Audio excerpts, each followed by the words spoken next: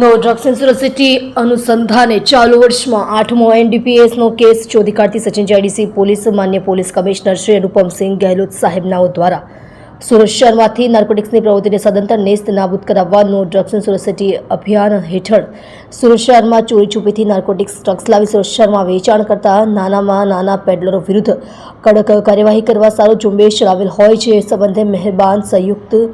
Police commissioner Shri sector 2 સાહેબ તથા મહેરબાન નાયબ પોલીસ કમિશનર શ્રી ઝોન 6 સાહેબ તથા મહેરબાન મદદનીશ પોલીસ કમિશનર શ્રી જે ડિવિઝન સાહેબનાઓ તરફથી અસરકારક કામગીરી કરવા અવારનવાર સૂચનાઓ આપેલ હોય છે. અનુસંધાને police inspector Shri K Gohil તથા second police inspector Shri B B Parmar નાઓના માર્ગદર્શન હેઠળ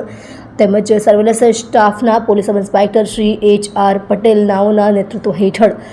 સચિન જીઆઈડીસી પોલીસ સ્ટેશનના સર્વેલન્સ સ્ટાફના ASI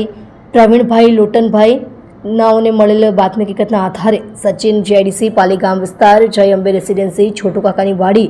દુકાન નંબર 9ની અંદરથી મહિલા આરોપી સુનિતા દેવી શૈલેન્દ્ર શ્યામલાલ વિશ્વકર્માની પત્ની ઉંમર વર્ષ 49 રહે ઘર નંબર 209 લક્ષ્મી રેસિડેન્સી વિરાટ કોમ્પ્લેક્સની બાજુમાં પાલીગામ સચિન જીઆઈડીસી સુરત શહેર મૂળ વતન સિલોડી દારવા યવતમાળ મહારાષ્ટ્ર અને માદક પદાર્થ ગાંજો જેનું વજન 1.585 કિલોગ્રામ જેની કુલ કિંમત ₹79,250 તથા અન્ય મુદ્દામાલ મળી કુલ કિંમત ₹91,260ની મત્તાના મુદ્દામાલ સાથે પકડી પાડી પ્રશંસનીય કામગીરી કરેલ છે.